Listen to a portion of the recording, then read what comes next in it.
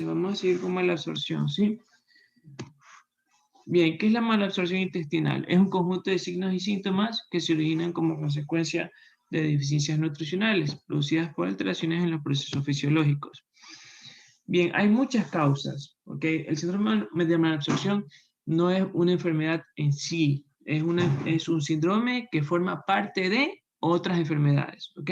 Entonces, entre las intestinales tenemos Crohn, enfermedad celíaca, síndrome de sobrecrecimiento bacteriano, HIV, intestino corto, es decir, un paciente que ha recibido una recesión intestinal amplia, tuberculosis intestinal, linfomas, ¿sí? Y yardiasis, ¿no? Esas serían las causas más comunes, ¿no? Entre las enfermedades pancreáticas tenemos la pancreatitis crónica, la fibrosis quística, entre las gástricas la gastritis atrófica asociada al Helicobacter pylori, tenemos la cirugía gástrica, o sea, una gastrectomía, y entre las enfermedades hepatobiliares tenemos la cirrosis hepática, la cirrosis biliar primaria y una obstrucción biliar, o sea, por ejemplo, un colangiocarcinoma, ¿ya? Eso sería lo más común. ¿Cómo nosotros le diagnosticamos? Un paciente que tiene malabsorción es aquel paciente que tiene diarrea crónica de más de 4 semanas. Hay algunos textos que ustedes van a leer donde también consideran diarrea crónica a partir de las 3 semanas, que tampoco estaría mal.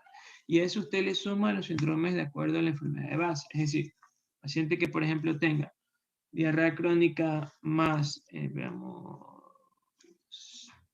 por decir, perdón, me faltó el marcador. Aquí está. Más cirrosis, es un paciente que va a tener ascitis, edemas periféricos, plaquetopenia en su examen de sangre, con una pancitopenia también, esplenomegalia, disminución del tamaño del hígado, ¿no? Es decir, todas las enfermedades propias, todas las características propias de la enfermedad, más la diarrea.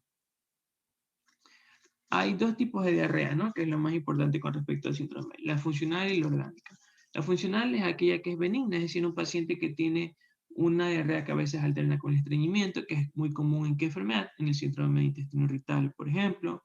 El paciente tiene buen estado general, es decir, no ha perdido peso de forma patológica, que sí pasa en la diarrea orgánica. Usted hace un examen bioquímico y va a estar bien. En cambio, en la orgánica hay sangre, moco, pus en las heces, anemia, alteración del TP, hierro, calcio, vitaminas, entre otras cosas, ¿no? ¿Cómo lo abordamos? Fuera de los exámenes que se piden para diagnosticar la enfermedad de base, usted le agrega estos estudios, ¿ya? El hemograma va a estar presente no solamente para investigar malabsorción, si usted quiere investigar Crohn, cirrosis, pues no lo elemental. TP, TPT, en los bioquímicos, colesterol, triglicéridos, esto sí a veces hay que agregar, en algunos casos no se pide con frecuencia, por ejemplo en la tuberculosis intestinal, ¿para qué vamos a pedirlo? Pero como sabemos que forma parte de malabsorción, tenemos que solicitarlos. Proteínas, albúminas, ácido fólico, vitaminas y calcio. Anteriormente, para poder diagnosticar la enfermedad, se realizaba una prueba que se llama Van de Kamer, que consistía en cuantificar toda la cantidad de grasa en la materia fecal durante 24 horas. Eso en la actualidad ya no se hace, ustedes lo van a ver en los textos, pero ya no se hace, ya porque era un examen extremadamente engorroso. Imagínense que el paciente tenía que recoger toda la materia fecal en 24 horas y llevarlo al laboratorio para que pues, el personal entrenado emita un resultado, ¿sí? Que diga si el paciente está perdiendo o no de forma patológica grasa a través de las heces. Ya en la actualidad hay otros estudios, ¿no? Ahora, ¿cómo nosotros hacemos la correlación? Entonces aquí usted le agrega, además de diarrea, si el paciente tiene úlceras bucales, conjuntivitis, episcleritis, usted puede sospechar en enfermedad celíaca, Crohn, artralgias, Crohn, enfermedad de Whipple, celiaquía. La enfermedad de Whipple es una enfermedad que se caracteriza por una diarrea crónica más alteración muy importante del estado general y está asociada a un treponema con alteraciones muy específicas a nivel de los estudios endoscópicos, sobre todo en la segunda porción duodenal. Radioterapia previa, de pronto un paciente, una mujer que por ejemplo ha sido histerectomizada por un tumor de útero y ha recibido radioterapia, ¿no? Entonces eso puede producir enteritis o irradiación. Una masa abdominal, en el caso de una tuberculosis o un linfoma no Hodgkin, adenopatías en la tuberculosis también, linfomas, HIV y Whipple, ¿no?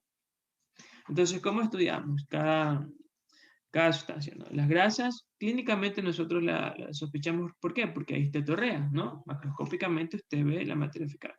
¿Cómo lo confirma? Van de cámara, ya dijimos que no se hace. En la actualidad, ¿qué estudio pedimos? Test de Sudán 3. Esto lo hace Interlab y cualquier laboratorio importante, ¿no? Esto sale positivo o negativo. Positivo, hay pérdida de grasa patológica, negativo, no. Entonces, el tratamiento, muy aparte del tratamiento de la enfermedad de base como tal, por ejemplo, en la tuberculosis, pues los antifímicos, a este paciente se sugiere una dieta hipograsa y enzimas pancreáticas, que actualmente lo tenemos como creo 10.000, 25.000, y ustedes lo importante es que le entre 20.000 y 40.000 unidades internacionales al día. Cuando hay pérdida de proteína, pues obviamente se ve pérdida de masa muscular. Lo que se tiene que pedir es aclaramiento de alfa-1-antitrypsina fecal, también se hace acá, ¿ya? Y como tratamiento adicional a la enfermedad de base, se sugiere albúmina humana y dieta hiperproteica. Cuando hay alteración en los carbohidratos, pues el paciente tiene una característica muy importante en la diarrea, es que es acuosa, ¿ya? Es importante en gran cantidad, con mucha frecuencia, y además de eso hay distensión abdominal, que es lo que más le aqueja al paciente, ¿no? Con meteorismo cuando usted hace percusión. Entonces, ¿qué prueba diagnóstica pedimos? El test de aliento de la glucosa. Y lo que se sugiere es dieta sin lactosa o suplementos de lactosa, ¿no? O sea, aquí vamos a hacer la correlación. Tenemos una mujer de 28 años que no tiene antecedentes, que consulta por diarrea con esteatorrea y aftas orales de 6 meses de evolución. Entonces, ¿qué exámenes solicitaría? ¿No? Ya dijimos hemograma, coagulación, bioquímica, pero además de eso nosotros tenemos que pedir los exámenes que nos ayuden a llegar al diagnóstico de lo que estamos sospechando. Entonces, si nos vamos acá al cuadrito, para recordar, ¿no? Úlceras, celiaquía, Crohn. Tengo dos patologías que tendría que tener en mente, ¿no? Pero no puedo dejarle de hacer un HIV. ¿Por qué? Por la diarrea crónica, ¿ya? Endoscopía y colonoscopía, porque si yo quiero diagnosticar enfermedad celíaca, obligatoriamente voy a tener que hacerle biopsias del duodeno, de lo contrario no voy a poder hacer el diagnóstico. Colonoscopía también, ¿por qué? Porque el paciente de pronto también está teniendo una colitis microscópica, ¿sí? Que ya vamos a ver que produce diarrea también.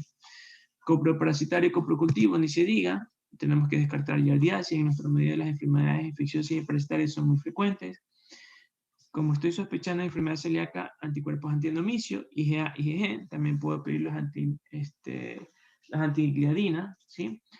Y todas las antivirales. Pues no, en realidad todas, ¿no? En este caso es muy claro que además de pedir los exámenes específicos para síndrome de malabsorción, estamos pidiendo lo que tendríamos que adicionar porque estamos pensando en una o dos enfermedades en particular.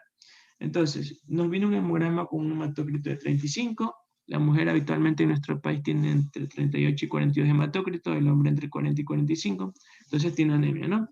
Bioquímico, coagulación normal, tiene una colonoscopía, obviamente con biopsia, ¿no? Negativa, HIV negativa, cuproparasitario, no hay ningún parásito, procultivo negativo. Pero en el examen de inmunidad tiene un antiendomicio positivo. ¿Qué vimos en la endoscopía alta? Teníamos un duodeno con mucosa de signo del peine que tiene una alta sospecha de atrofia biocitaria. Entonces, este es un intestino normal, ¿no? A nivel de su segunda porción. Y este es el síndrome de peine, ¿no? Que son como unas entradas, ¿no? Al igual que como una penilla o un peine. Entonces, eso es muy típico de la atrofia biocitaria. Normalmente las vellosidades se ven así cuando usted hace una biopsia con hematoxilina y eosina, ya se ven las vellosidades como prolongaciones. Y en la atrofia totalmente plano, ¿ya? Cuando nosotros estamos haciendo diagnóstico de enfermedad celíaca, se deben de tomar, la recomendación es 4 biopsias de la segunda porción de venal y 2 biopsias del bulbo venal, o sea, 6 biopsias en total. Entonces, ¿cuál sería el diagnóstico? ¿No? Whipple, enfermedad celíaca o Crohn. Es muy claro que el diagnóstico es de enfermedad celíaca y el tratamiento es dieta libre sin gluten y controles, ¿no? Ahora, tenemos un hombre de 68 años que no tiene antecedentes importantes, que consulta por artralgias, diarrea, sin moco ni sangre, con pérdida de peso patológica. ¿Qué exámenes solicitaría? Ya dijimos, todo este arsenal es lo mínimo que tendríamos que pedir, ¿ya? ¿Qué vemos en el hemograma? Una anemia más importante, 30 hematócrito, hay leucocitosis, o sea, la fórmula está desviada hacia la izquierda, hipoalbuminemia, colon, HIV, coproparasitario, coprocultivo negativo. Siempre que uno hace una presentación de un caso, habitualmente cuando algo no está en la descripción, es porque está normal. Entonces, por ejemplo, yo puse aquí en el hemograma, hematocrito 30, leucocitos 11.300. No pongo plaquetas, ¿por qué? Porque están normales. Ya. Siempre que se hace una presentación de un caso clínico, siempre es así. Lo que uno no coloca es porque está normal, no tiene que describir todo, porque eso es demasiado engorroso y genera una diapositiva cargada de cosas que va a hacer que pierda la atención el individuo, ¿no? En la endoscopía se evidenció un duodeno con una mucosa en aspecto empedrado y placas blanquecinas, como ustedes ven acá, que es muy típico de una enfermedad que se llama Whipple, ¿no? Y cuando tomamos la biopsia, había un infiltrado de macrófagos con plasmocitos y PAS positivo. PAS es una tinción especial que se llama ácido periódico de Schiff. Si yo veo esto en una endoscopía, primero que obligatoriamente tengo que tomar la biopsia porque este no es el color del duodeno. Este es el color del duodeno, ¿sí? Si ven que es como rosadito y aquí se ve totalmente normal. Entonces es algo que me indica que tengo que tomar una biopsia, ¿no? Y tengo que pedirle al patólogo que haga el PAS. ¿Por qué? Porque normalmente cuando uno pide una biopsia se hace siempre hematoxilina y eosina, lo que nosotros vimos en histología en primer año, ¿no? Miren que es un color como rosadito, ¿no? Pero en el caso de que yo sospeche de esta enfermedad, tengo que pedir que además de hematoxilina y eosina, haga PAS porque la hematoxilina y eosina me permite ver con mucha claridad los macrófagos y los plasmocitos. Entonces, el tratamiento de Whipple, como esto es una bacteria, una enfermedad producida por una bacteria, que es un treponema, el tratamiento es antibióticos por un año. Bien, ¿alguna pregunta?